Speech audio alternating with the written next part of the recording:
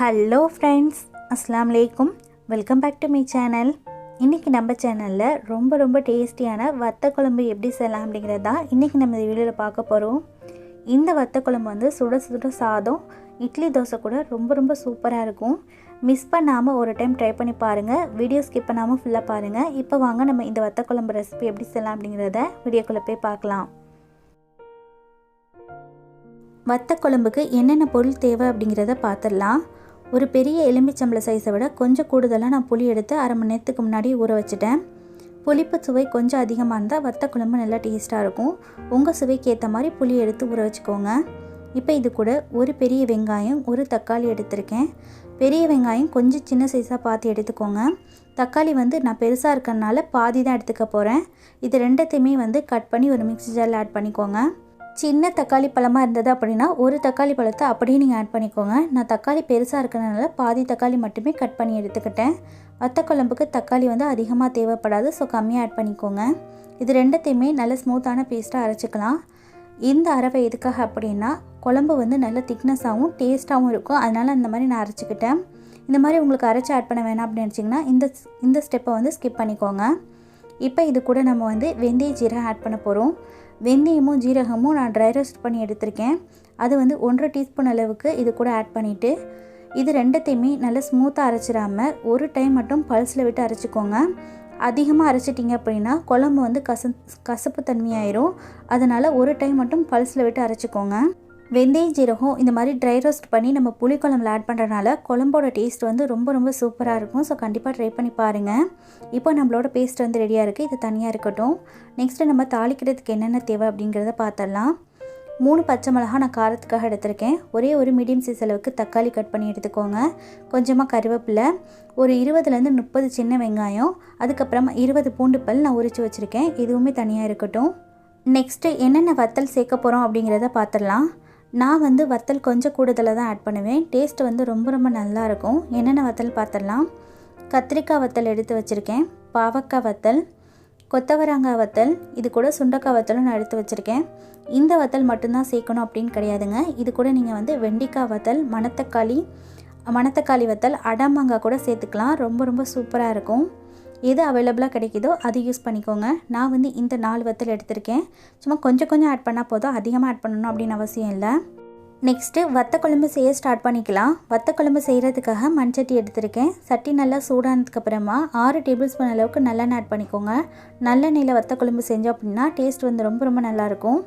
எண்ணெய் நல்லா ஹீட் ஆனதுக்கப்புறமா 1/2 டீஸ்பூன் அளவுக்கு கடுகு உளுந்தம் பருப்பு, 1 டீஸ்பூன் ஜீரகம், 1/2 டீஸ்பூன் அளவுக்கு வெந்தயம், 1 டீஸ்பூன் அளவுக்கு சோம்பு ஆட் பண்ணிக்கோங்க. இது எல்லாமே நல்லா பொரிஞ்சதுக்கப்புறமா இது கூட 2 கொத்த அளவுக்கு கருவேப்பிலையும் ஆட் பண்ணிக்கலாம். கருவேப்பிலை, வெந்தய, ஜீரகம், சோம்பு இதெல்லாம் நல்லா பொரிஞ்சதுக்கப்புறமா நம்ம எடுத்து வச்சுருந்த பூண்டு பல் ஆட் பண்ணிக்கலாம். 20லேருந்து 25 பூண்டு பல் மாதிரி ஆட் பண்ணிக்கோங்க. டேஸ்ட் வந்து ரொம்ப நல்லாயிருக்கும். பூண்டு ஆயிலோட ஒரு 2 நிமிஷம் நல்லா வதங்கட்டும். 2 நிமிஷம் வதங்கினதுக்கப்புறமா இப்போ இது கூட நம்ம உரித்து வச்சுருக்க சின்ன வெங்காயத்தையும் ஆட் பண்ணிக்கலாம். சின்ன வெங்காயம் வந்து ஒரு 2 கைப்பிடி மாதிரி ஆட் பண்ணிக்கோங்க. டேஸ்ட் வந்து ரொம்ப நல்லாயிருக்கும். வெங்காயமும் ஒரு 2 நிமிஷம் வதங்கினா போதும், அதிக நேரம் வதங்க வேணாம். இப்போ இது கூட நம்ம கட் பண்ணி வச்சுருந்த தக்காளி, பச்சை மிளகாய் இது ரெண்டுத்தையுமே ஆட் பண்ணிக்கலாம். தக்காளி வந்து அதிகமாக வத்த குழம்புக்கு ஆட் பண்ணிடக்கூடாது. நான் வந்து மொத்தமாகவே 1.5 தக்காளி தான் எடுத்திருக்கேன். சின்னதாக இருந்தால் நீங்கள் 2 யூஸ் பண்ணிக்கோங்க. ரொம்ப அதிகமாக ஆட் பண்ணிட வேணாம். தக்காளி வதங்குறதுக்காக கொஞ்சமாக சால்ட்டும், இது கூட வந்து 1/4 டீஸ்பூன் அளவுக்கு பெருங்காயத்தூளும் ஆட் பண்ணிக்கலாம். பெருங்காயத்தூள் வந்து வத்த குழம்புக்கு ரொம்ப சூப்பராக இருக்கும். கண்டிப்பாக ஆட் பண்ணிக்கோங்க. தக்காளி வதங்குறதுக்குள்ளாரையும் நம்ம வந்து புளி கரைசல் ரெடி பண்ணிக்கலாம். நான் ஒரு பெரிய எலும்பிச்சம்பழ சைஸை விட கொஞ்சம் கூடுதலாக புளியை வந்து ஊற வச்சுருந்தேன். அதோட பல்ப்பை மட்டும் தனியாக கரைச்சி எடுத்துக்கிட்டேன். பல்ப் வந்து கொஞ்சம் திக்னஸாக இருக்கட்டும், ரொம்ப தண்ணி ஆட் பண்ணிட வேண்டாம். இப்போ இது கூட நம்ம அரைச்சி வச்சுருந்த வெங்காயம், தக்காளி, வெந்தய ஜீரகம் இந்த பேஸ்ட்டை ஆட் பண்ணிக்கலாம். தேவையான அளவுக்கு மட்டுமே தண்ணி ஆட் பண்ணிக்கோங்க. இப்போ வந்து நம்மளோட தக்காளி வந்து நல்லாவே வதங்கி வந்துருச்சு. இது கூட நம்ம வந்து மசாலா ஆட் பண்ணிக்கலாம். 1 டீஸ்பூன் அளவுக்கு மிளகாய்த்தூள், 3 டீஸ்பூன் மல்லித்தூள் எடுத்திருக்கேன். மிளகாய்த்தூள் வந்து உங்கள் காரத்துக்கு ஏற்ற மாதிரியும் மல்லித்தூள் வந்து உங்கள் குவான்டிட்டிக்கு ஏற்ற மாதிரி எடுத்துக்கோங்க.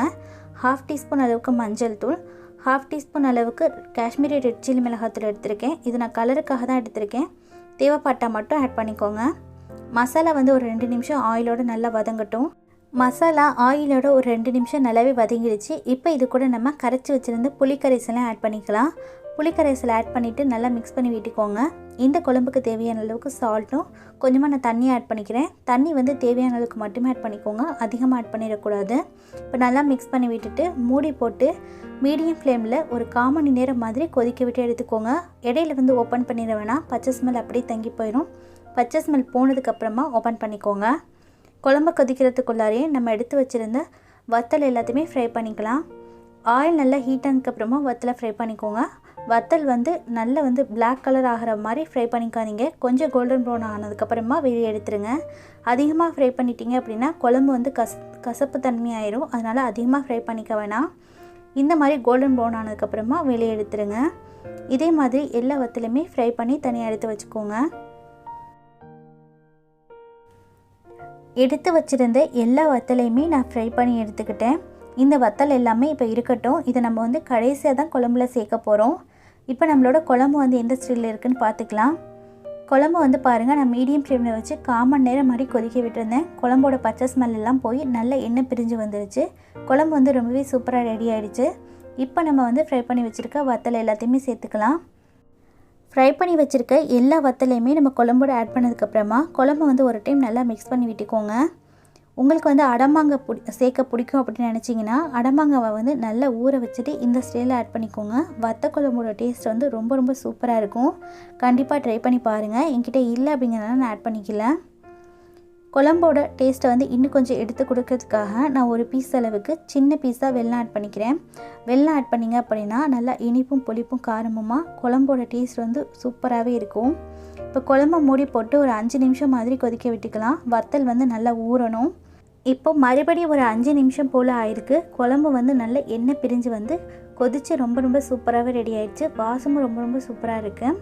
நம்ம ஆட் பண்ண வத்தல் எல்லாமே நல்லா ஊறி வரையும் ஆரம்பிச்சிருச்சு. வத்தல் வந்து உடனே வந்து உங்களுக்கு ஊறிடாது, ஒரு 1/2 மணி நேரமாவது ஆகும் ஊறி வரதுக்காக. அதனால் இந்த ஸ்டேஜில் நம்ம வந்து அடுப்பு ஆஃப் பண்ணிக்கலாம். இந்த திக்னஸில் இருக்கணும் குழம்பு. குழம்பு வந்து ஆறி போக போக இன்னும் நமக்கு நல்ல திக்னஸ் ஆகும். அதனால் இந்த ஸ்டேஜில் வந்து அடுப்பு ஆஃப் பண்ணிக்கோங்க. 1/2 மணி நேரம் அப்படியே விட்டுருங்க. 1/2 மணி நேரத்துக்கு அப்புறமா சர்வ் பண்ணிக்கோங்க. 1/2 மணி நேரத்துக்கு அப்புறமா வத்தலெல்லாம் நல்லா ஊறி சாப்பிட்றதுக்கு நல்லா டேஸ்ட்டாகவே இருக்கும். இப்போ நம்மளோட சுவையான வத்த குழம்பு வந்து ரெடி ஆகிடுச்சு. இந்த வத்த குழம்பு ரெசிபியை கண்டிப்பாக நீங்களும் மிஸ் பண்ணாமல் ட்ரை பண்ணி பாருங்கள். இந்த வத்த குழம்போட சுட சுட சாதத்தோடு ரொம்ப ரொம்ப சூப்பராக இருக்கும். அது மட்டும் இல்லாமல் இட்லி தோசை கூடயும் ரொம்பவே நல்லாயிருக்கும். கண்டிப்பாக ட்ரை பண்ணி பாருங்கள். ட்ரை பண்ணி பார்த்துட்டு இந்த வத்த குழம்போட ரெசிபி எப்படி வந்தது அப்படிங்கிறத உங்களோட ஃபீட்பேக்காக மறக்காமல் என்கிட்ட கமெண்ட்ஸில் ஷேர் பண்ணிக்கோங்க. என்னோட இந்த வீடியோ உங்களுக்கு பிடிச்சிருந்ததுன்னா வீடியோவை லைக் பண்ணி உங்கள் ஃப்ரெண்ட்ஸ் அண்ட் ஃபேமிலி கூடயும் ஷேர் பண்ணிக்கோங்க. என்னோடய சேனலை இதான் நீங்கள் ஃபர்ஸ்ட் டைம் பார்க்குறீங்க அப்படின்னா சேனலை மறக்காமல் சப்ஸ்கிரைப் பண்ணி பக்கத்தில் வர நோட்டிஃபிகேஷன் பெல்லையும் கிளிக் பண்ணிக்கோங்க. ஆளுங்கிற பட்டனையும் செலக்ட் பண்ணிக்கோங்க. அப்போ தான் நான் போகிற ஃபியூச்சர் அப்டேட்ஸ் எல்லாமே உங்களுக்கு உடனுக்குடனே கிடைக்கும். இதே மாதிரி வேறொரு ரெசிபியோடு மீட் பண்ணுறேன். ஓகே ஃப்ரெண்ட்ஸ், பாய். அஸ்ஸலாமு அலைக்கும்.